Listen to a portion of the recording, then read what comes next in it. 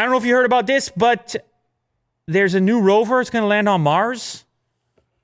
The kids told me about this one. I think Mark Rober made a new video about it. NASA doing NASA stuff, sending rovers to Mars. Doesn't happen all that often. It's a lot of work, Willie do. A lot of work goes into this thing. And in order to celebrate, Krispy Kreme, are they going to put out their own Mars donut? Oh. And I knew that would get your attention. Yeah.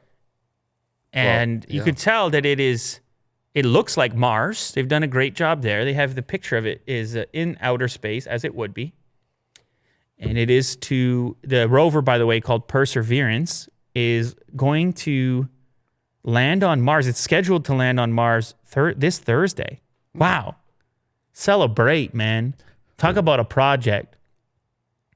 How you would feel after you worked on that for so long, and then you see it touch down. Holy moly.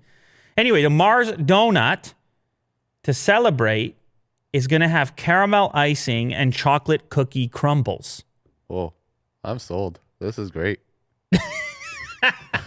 Already.